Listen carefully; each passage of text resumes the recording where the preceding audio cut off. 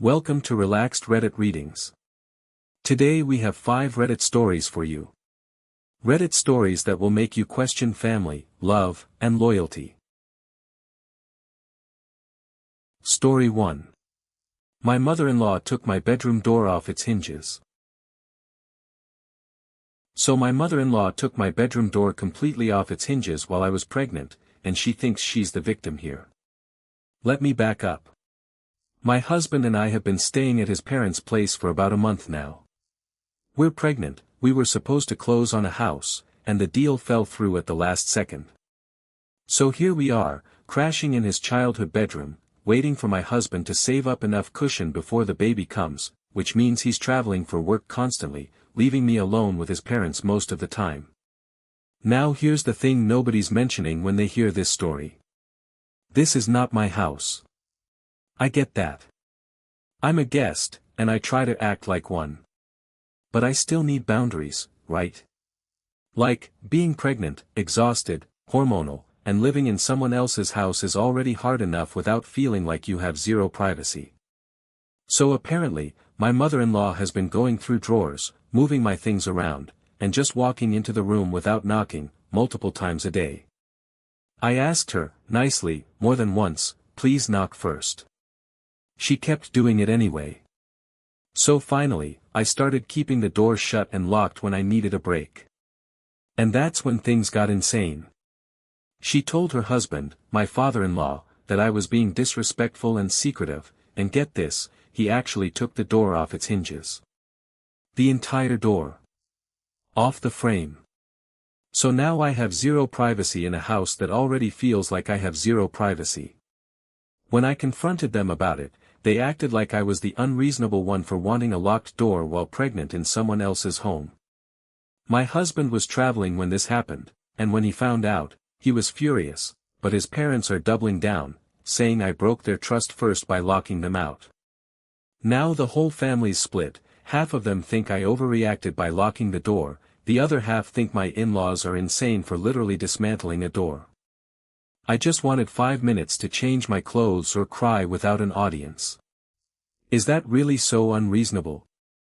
So tell me, was locking my door really the problem here, or is taking it off its hinges just a completely different level of crazy?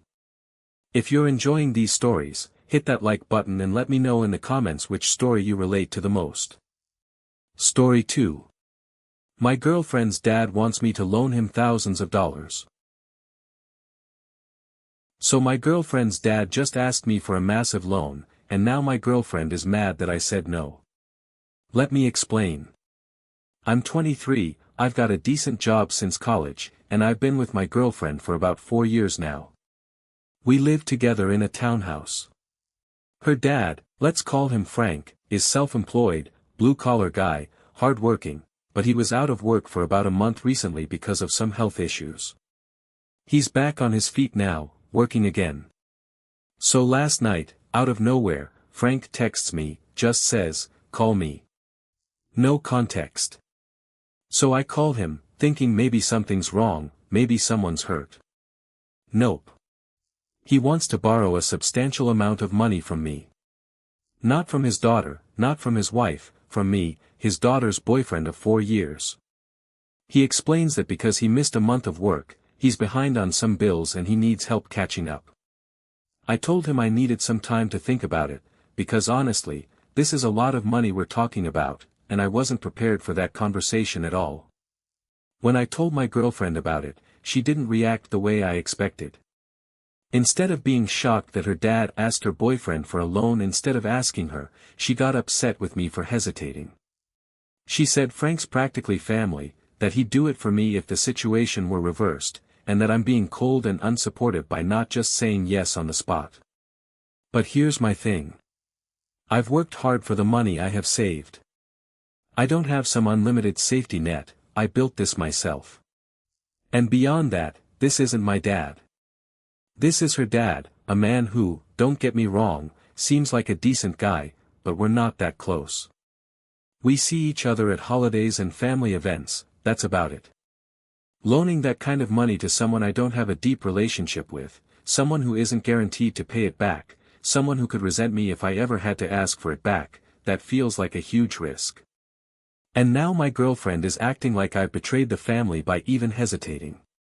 She keeps saying it's not that big a deal for someone in my financial position, which honestly kind of stung, because it felt like she was minimizing how hard I worked for that money. I told her I need to think it through properly before making a decision that big, and that upset her even more. So now we're kind of at a standoff, and I don't know if I'm about to blow up our relationship over money, or if I'm right to be cautious here. What would you do if your partner's parent asked you directly for a loan like that? Story 3. I skipped my sister's wedding because of her child-free rule. So I might miss my own sister's wedding, and honestly, I don't know if that makes me the bad guy or not. Here's the situation. I live in Europe, my family, including my sister, lives in Australia. That's already a huge distance, we're talking over 20 hours of flying, one way. My sister is getting married next year, and she's decided to have a completely child-free wedding. And look, that's totally her right. It's her day, her rules, I don't have a problem with that part at all. Here's the actual issue. By the time this wedding happens, my son is going to be 9 months old. 9 months old. That means if I want to attend, I either have to leave a 9-month-old baby behind for the entire trip, which given the distance and cost, would mean being away from him for well over a week, maybe 2, or I don't go to the wedding at all.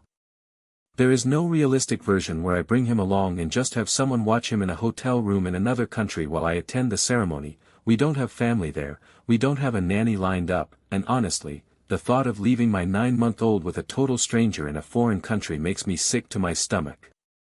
So I told my sister the situation, gently, explained that given the timing and the distance, it might not be possible for me to make it, and that if I don't come, it's not because I don't support her or love her, it's purely logistics and being a new mom. She did not take that well. She's acted like I'm choosing to skip her wedding out of spite, like I'm making some big statement against her child-free decision, when really, I agree with her decision, I just physically can't figure out how to attend without either abandoning my infant for over a week or bringing him somewhere I have zero support system. My parents have gotten involved too, saying family should always find a way, that I'm being selfish, that this is her one wedding and I'm ruining it by making it about myself. But nobody seems to want to actually address the logistics. Nobody's offering solutions, they're just expecting me to magically make a 9-month-old disappear for a week and a half so I can show up to a 3-hour ceremony. I've floated the idea of video calling in for the ceremony itself, but that got shut down immediately, apparently that's insulting somehow. So now I'm stuck feeling like a horrible sister and a horrible daughter over something that, when I actually break it down, isn't really my fault at all. Am I really the bad guy here for not magically solving an impossible logistics problem? Story 4. My husband humiliated me at the dinner he planned to celebrate me. So my husband took me out to celebrate a huge moment for our family, and somehow turned it into the most humiliating night of my life. Let me set the scene. For the past 5 years, I've been the one financially holding our household together while my husband was out of work. 5 years. No complaints from me, that's what partners do for each other. Well, he finally landed a job, and to celebrate, he took me out to dinner. Nothing fancy, just a nice gesture, and honestly, I was touched. I was excited for him, excited for us, excited that things were finally turning a corner.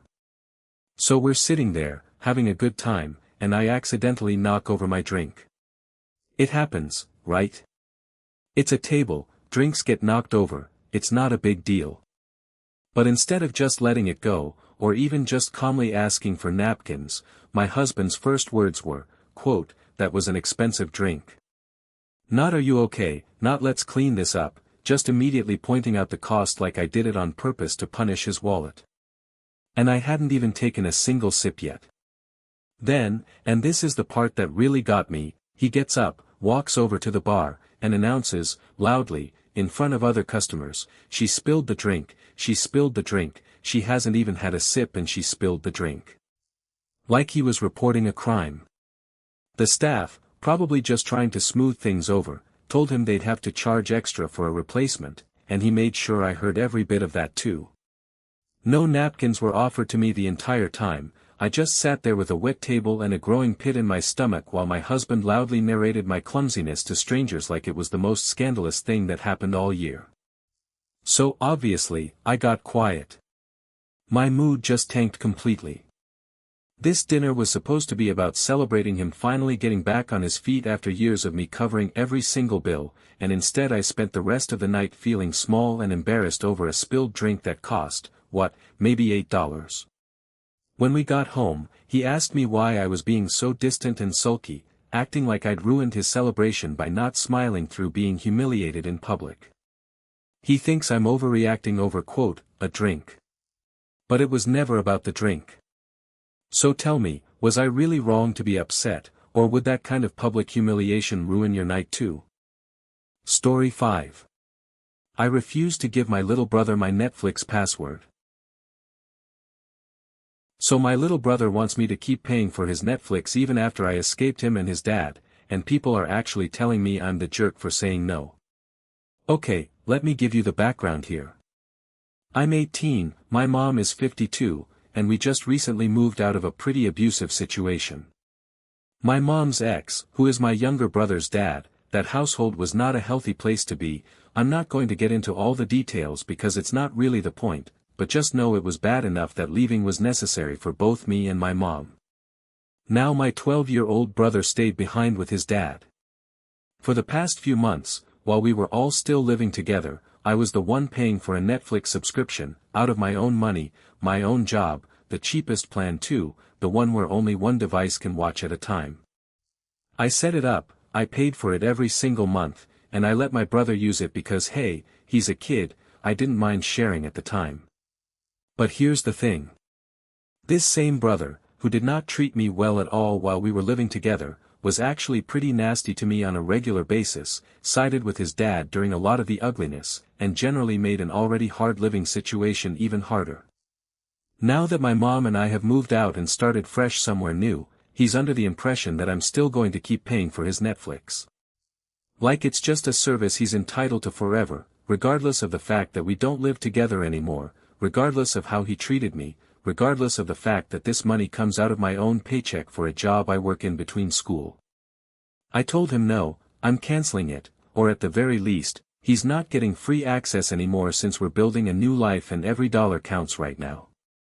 He got upset, called me selfish, said I was being petty and vindictive. Some family members who heard about it are saying I should just let it go, he's just a kid, why does it matter, it's such a small thing to hold on to. But it doesn't feel small to me. It feels like one more thing I gave freely to people who didn't appreciate it or me, and now I'm supposed to just keep giving even after removing myself from a toxic situation. I worked for that money. I don't owe free entertainment to someone who was unkind to me for months. So was I wrong to cut him off, or is it fair to stop giving to someone who never gave anything back? If you enjoyed these stories, drop a comment telling me which one was your favorite. And if you want more relaxed Reddit readings, make sure to like, subscribe, and hit the bell so you never miss a video. Thanks for watching. If you enjoyed these stories, like, comment and subscribe for more relaxed Reddit readings.